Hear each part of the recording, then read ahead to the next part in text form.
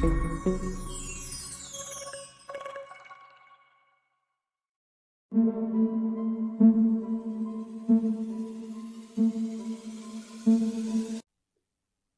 Students, welcome to S2 classes.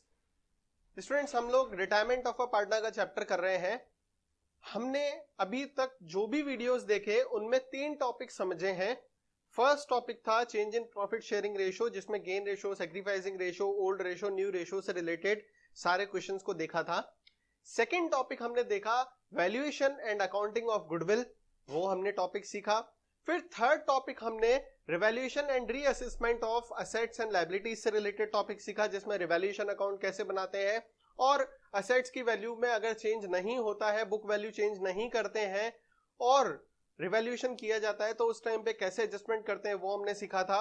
आज हम इस वीडियो के अंदर fourth topic retirement of partner का जो है उसको सीखने जा रहे हैं। फोर्थ टॉपिक का नाम है adjustment of reserves and accumulated profits and losses. ये एडजस्टमेंट आपने एडमिशन वाले चैप्टर के अंदर भी देखा है कि जो भी रिजर्व्स होते हैं, जो भी प्रॉफिट्स एंड लॉसेस होते हैं पुराने सालों के बने हुए, उनको हमको खत्म करना पड़ता है ओल्ड पार्टनर्स में ओल्ड रेशो के अंदर। ठीक है, तो सारे रिजर्व्स को हम लोग खत्म करते हैं। तो जिसकी एंट्री होती है general reserve account, debit, P&L, अगर प्रॉफिट दिया हुआ है तो वो investment fluctuation reserve, workman compensation reserve, सारे रिजर्व्स और प्रॉफिट्स को डेबिट करते हैं और किसके अंदर डाल देते हैं, to old partners capital old ratio में डिस्ट्रीब्यूट कर देते हैं। ठीक है, और अगर हमारे पास असेट्स में कोई चीज पड़ी होती है, यानी कि लॉस पड़ा है या डिफर्ड रेवेन्यू एक्सपेंसेस पड़े हैं, तो उसको खत्म करने के लिए क्रेडिट करते हैं, जिसकी एंट्री क्या बन जाती है, old partners capital account debit to deferred revenue expenditure like advertisement suspense and P&L bracket में लॉस। अगर लॉस का बैलेंस दिया होता है, P&L का डेबिट बैलेंस दिया होता है, तो उसको हम खत्म करते हैं ओल्ड पार्टनर कैपिटल को डेबिट करके। ठीक है, सारे रिजर्व्स को क्रेडिट करके खत्म करते हैं और सारी एसेट्स को डेबिट करके खत्म करते हैं, जो भी एसेट्स जैसे कि डिफर्ड रेवेन्यू एक्सपेंडिचर या फिर P&L का डेबिट बैलेंस। ठीक है, तो अब इसके रिलेटेड हम क्वेश्चन को देखते हैं। इलस्ट्रेशन नंबर 20 देखते हैं। इलस्ट्रेशन नंबर 20 में लिखा हुआ है XYZ are partner in a firm sharing profit and losses in the ratio 3:1। XYZ 3 partner है जिनका ओल्ड रेशो दिया हुआ है 3/6, ratio 2/6, ratio 1/6। Z retired from the firm on 1st April 2021. On that date, Z's retirement following balance exists in the books of the firm. Z retire हो गया और क्या है, फर्म के अंदर एक तो जनरल रिजर्व पड़ा है, P&L का डेबिट बैलेंस पड़ा है, एम्प्लॉय प्रोविडेंट फंड पड़ा है और जो वर्कमैन कंपनसेशन रिजर्व है वो उसका 12,000 पड़ा है। नो मोर रिक्वायर्ड, जिसकी कोई अभी रिक्वायरमेंट नहीं है। तो हम इसको खत्म करने का देखते हैं। सबसे पहले जनरल रिजर्व, तो जनरल रिजर्व लाइबिलिटी होती है, उसको खत्म करने के लिए हम लोग डेबिट करेंगे। तो एंट्री क्या बनेगी, general reserve account debit to old partners capital. Old partner कौन है, 2X, 2Y, 2Z, तीनों ओल्ड पार्टनर ही है, पहले से ही फर्म के अंदर थे। 90,000 रुपीज को हम 3:2:1 में ओल्ड रेशो में डिस्ट्रीब्यूट कर देंगे। तो 45,000, 30,000 एंड 15,000 रुपीज जनरल रिजर्व खत्म हो जाएगा। उसके बाद P&L का डेबिट बैलेंस दिया हुआ है, अब उसको खत्म करने के लिए क्या करेंगे, क्रेडिट करेंगे। तो उसकी एंट्री क्या बनेगी, old partners capital account debit to P&L।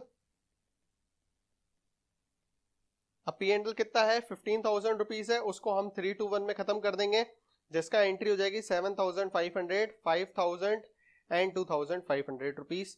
ठीक है, फिर उसके बाद नेक्स्ट है एम्प्लॉय प्रोविडेंट फंड। देखो ध्यान से समझना, एम्प्लॉय प्रोविडेंट फंड जो है वो आउटसाइड लायबिलिटीज नहीं होती है, इसको हम खत्म नहीं करते हैं। ध्यान रखना ये चीज, ये एक्यूमुलेटेड प्रॉफिट्स या लॉसेस की तरह नहीं होता है। ठीक है, तो इसीलिए इसको खत्म नहीं करते हैं। EPF को कभी खत्म नहीं करेंगे। ध्यान रखना, ये क्वेश्चन के अंदर अगर दिया हुआ है तो ऐसे नहीं आप उसको ओल्ड पार्टनर्स में डिस्ट्रीब्यूट कर दो, नेवर। ठीक है, तो इसलिए इसका कोई मतलब नहीं है। फिर आओ वर्कमैन कंपनसेशन रिजर्व। अब ये भी रिजर्व है, इसका कोई एडजस्टमेंट नहीं है, क्लेम वगैरह कुछ भी नहीं है। अगर क्लेम होता है तो रिजर्व से पहले क्लेम में अमाउंट डालते हैं, बाकी बचा हुआ अमाउंट ओल्ड पार्टनर्स में डिस्ट्रीब्यूट करते हैं, लेकिन इसमें कोई भी क्लेम नहीं है तो पूरा रिजर्व खत्म करेंगे। तो रिजर्व की लायबिलिटी होती है, लायबिलिटी को खत्म करने के लिए डेबिट करते हैं। तो workman compensation reserve account debit to old partners capital. कितना रिजर्व बना हुआ है, 12,000 रुपीज का बना हुआ है। ओल्ड पार्टनर 3:1 में डिस्ट्रीब्यूट करेंगे तो 6,000 rupees, 4,000 rupees and 2,000 rupees distribute हो जाएगा। और इसी के साथ ही इलस्ट्रेशन 20 के सारे एडजस्टमेंट कंप्लीट हो गए। अब हम इलस्ट्रेशन नंबर 21 देखते हैं। तो इलस्ट्रेशन नंबर 21 में लिखा हुआ है Raja, Nawab, Badshah are equal partner in a firm whose books are closed on 31st March every year.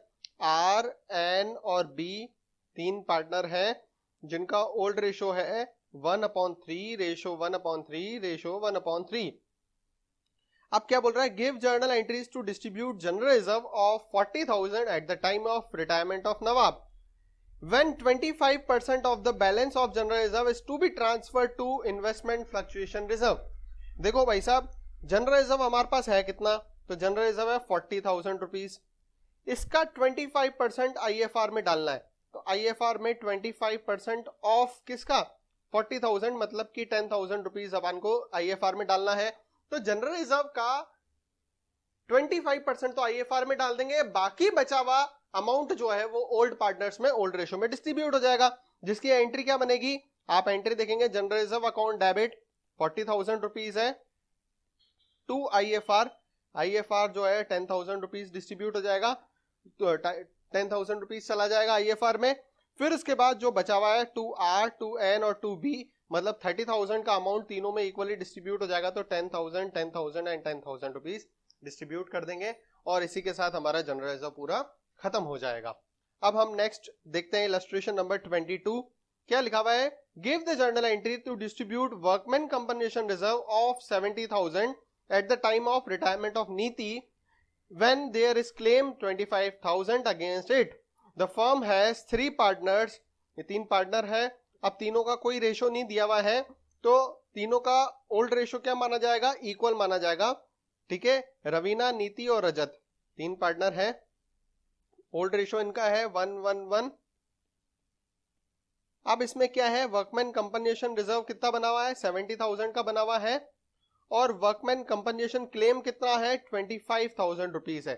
तो अपन क्या करते हैं, 70,000 में से 25,000 तो क्लेम में डाल देंगे, बाकी अमाउंट बचा 45,000 रुपीज वो तीनों पार्टनर्स में डिस्ट्रीब्यूट हो जाएगा, जिसकी एंट्री क्या बनेगी, workman compensation reserve account debit, reserve को खत्म करेंगे पूरा का पूरा 70,000 डेबिट करके, उसका पैसा वर्कमैन कंपनसेशन क्लेम में चला जाएगा, कितना चला जाएगा, 25,000 रुपए चला जाएगा।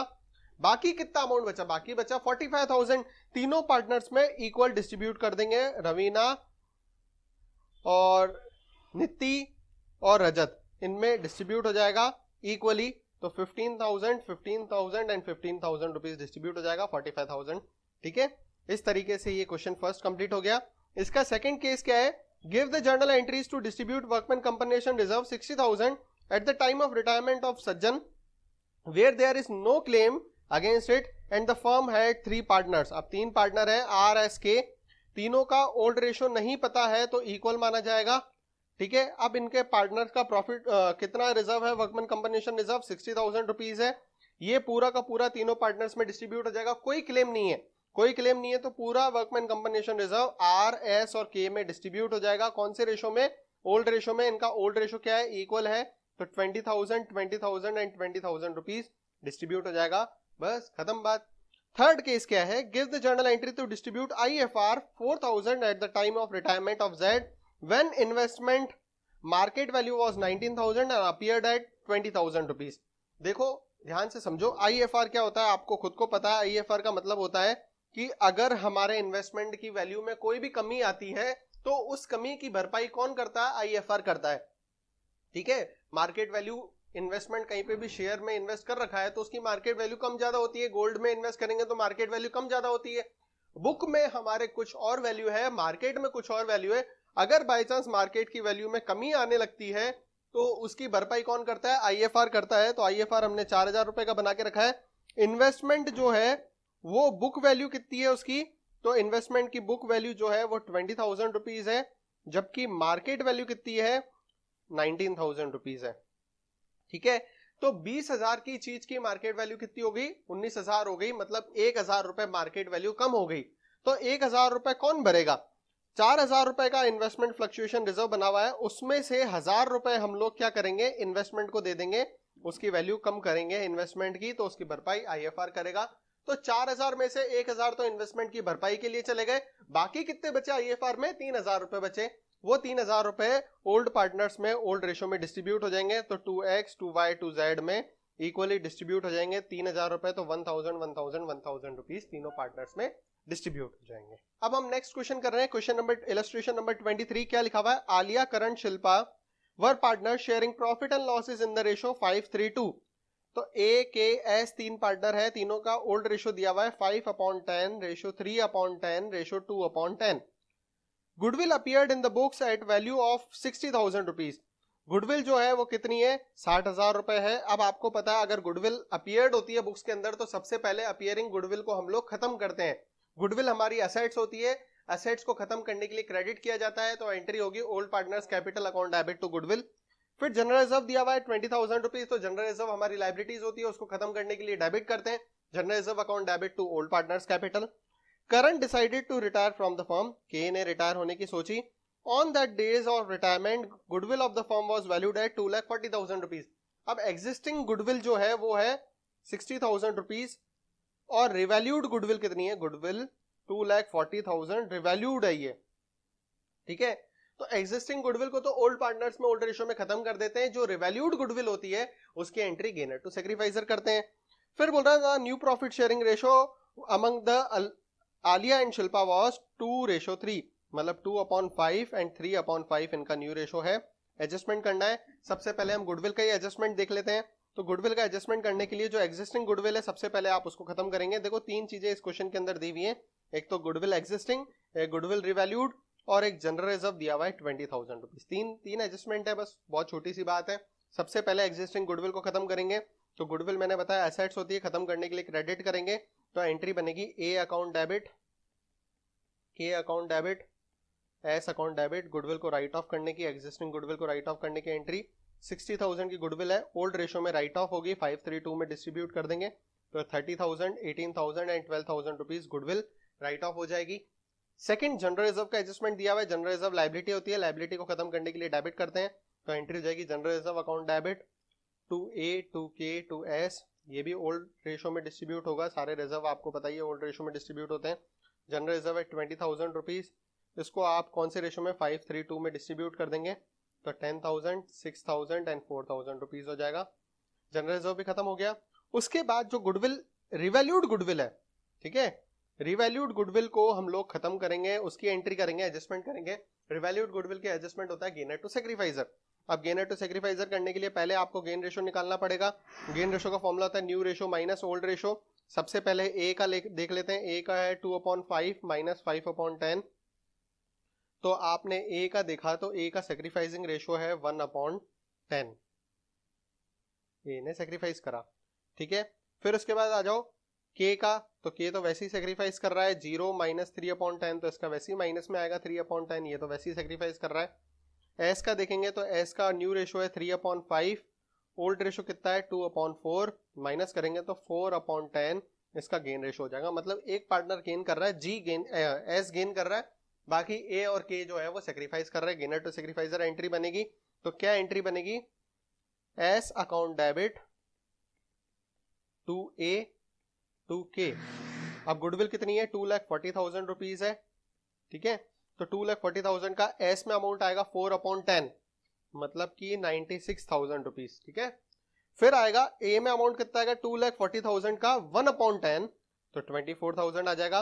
के में कितना अमाउंट आएगा? 2,40,000 का 3/10, मतलब 72,000 अमाउंट आ जाएगा। इस तरीके से गेनर टू सैक्रिफाइसर करके हम लोग रिवैल्यूड गुडविल को खत्म करेंगे। और इसी के साथ हमारा ये टॉपिक कंप्लीट हो गया है। अब नेक्स्ट वीडियो के अंदर determination of amount due to retiring partner हम लोग कंप्लीट करेंगे। Thank you for watching.